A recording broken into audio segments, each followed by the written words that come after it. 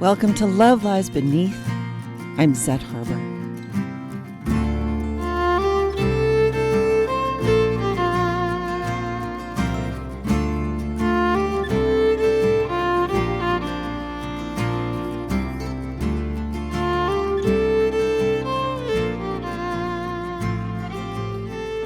And I'm glad to have you here. Do you feel like stress, fear, or pain take up way too much of your energy? Have you wondered if you'll ever be free of that heaviness of your past? Do you long to feel as good on the inside as your life looks on the outside? In this podcast, you'll discover the story of who you really are and how to set yourself free. Together, we're going to travel into those wild spaces of our inner landscapes and dive deeply into the rich soil of our lives, reclaiming soul through story and healing our hearts. My book, Love Lies Beneath, is the map. Be sure to subscribe to this podcast so you don't miss any of this enriching journey. And now, let the adventure begin.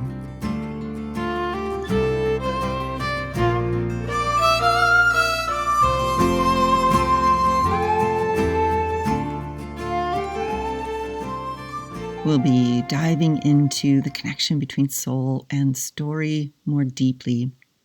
One of the first books I read that transformed my relationship to the stories of my life was Care of the Soul by Thomas More. In his book, I discovered that I did not need to make an enemy of those difficult stories, those painful events, those unloving people. I didn't have to find a way to either convince them that they were wrong or prove to myself that I was right, that they were someone to be shunned or conquered. And this was incredibly liberating for me because up until that time, all of that pain, all those people really seemed like the enemy of my life. They seemed like the reason that I had not found happiness and had no idea how to find happiness. In Care of the Soul, Thomas More explores how our stories are voices of different parts of our soul. And because they are voices of our soul, they are all kindly, loving, caring, and they're precious treasures for me to keep within me and to hold safe and to cherish. This was radically different from the teachings from my early life, which were very much about right and wrong, good and bad, evil and godly, and that there was always a war between these two opposites. Care of the Soul demonstrated through each story how it was possible for us to experience our lives as more of a garden rather than a battlefield. What I experienced was a sense that I didn't have to see my life as a battlefield where I was going to constantly be either the vanquished or the winner. And if I won, and that meant that I was the righteous, that I was right, that I had value, that I mattered. If I lost, if I had failed to vanquish my enemies, which were anything that seemed to prevent me from feeling happiness, from feeling love. If I failed, that meant I didn't matter and I was wrong and I wasn't loved. And even more, I must not be lovable.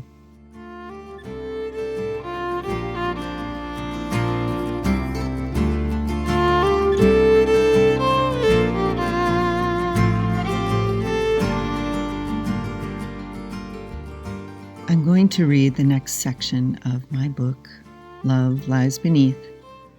It's called Soul and Story.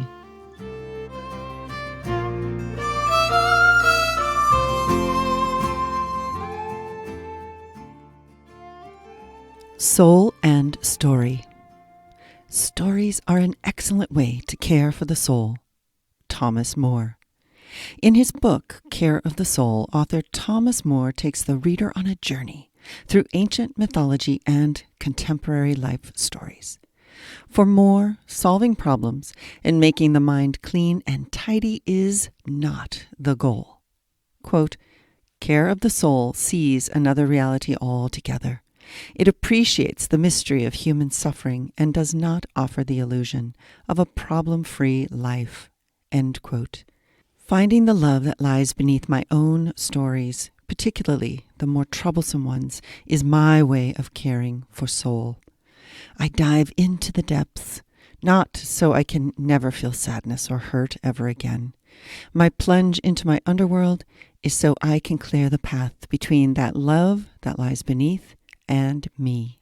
I do not expect never to feel let down or disappointed again. I understand that when troubles do appear, they are messengers calling me home. For a long time, the idea of welcoming home all of the stories of hurt and loss seemed overwhelming, unrealistic, and possibly dangerous. This made sense, since they really did feel like the undead clamoring at my door, always on the verge of breaking through. The truth is, it took a tremendous amount of effort to keep that door shut. In fact, it took more energy than the actual process of reclaiming the parts of my soul asking to be let in. Holding these outcasts at bay diverted vital, physical, emotional, mental, and spiritual power needed for my health and happiness. Those zombies and dragons would use my body and even illness to get my attention if that were the only thing I would listen to.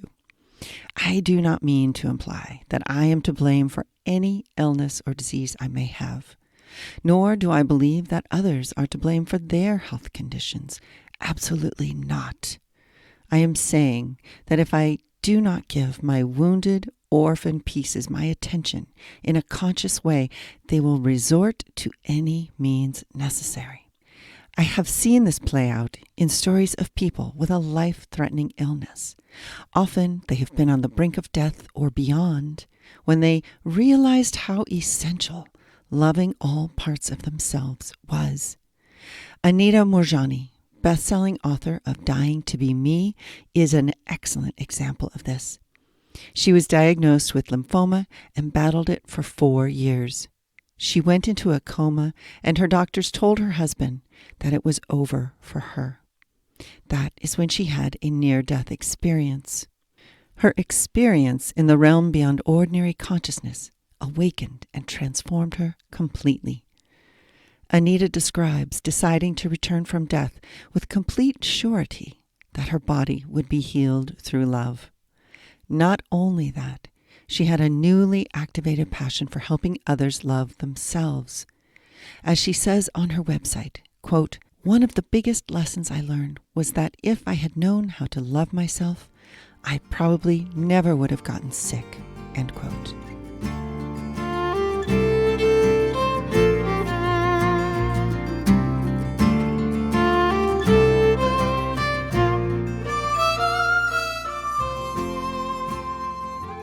In Care of the Soul, Thomas More talks about all the ways that soul finds a pathway to speaking to us. And one of those is through the body, particularly through illness. And this is not at all to have any sort of responsibility or blame on anyone who is experiencing an illness or a disease. It is merely that, like any form of communication, if we can learn to hear, if we can learn to understand the language that our soul is using to speak to us, we are more likely to transform the outcome. And by that, I don't mean the end of the illness particularly. That is not up to any one of us to decide. It's the actual communion between your conscious mind and your soul, where your conscious mind accepts the body as a messenger, and with that is able to see, embrace, appreciate, and love her. and in doing so, lets the soul know that she is being heard. I want to leave you with this idea that in the coming days, check in with your body at least once a day, as many times throughout the day as you can, even if it means putting a note in your calendar on your phone or setting a little alarm to go off and say, how is my body feeling right now? What is she telling me? And listen without a need to solve or fix, only with the need to attend, to welcome, to be grateful for, and to love.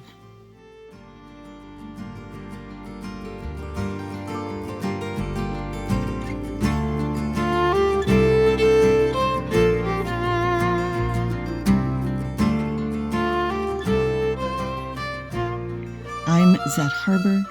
Please subscribe to this podcast so you don't miss a single step on this adventure.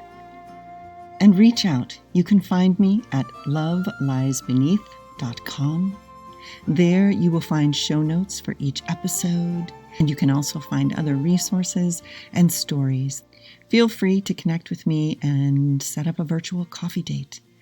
I am here to listen to the voice of your soul, to hear your stories, to see you, embrace you, appreciate you, and love you. Guravmila Mahagat.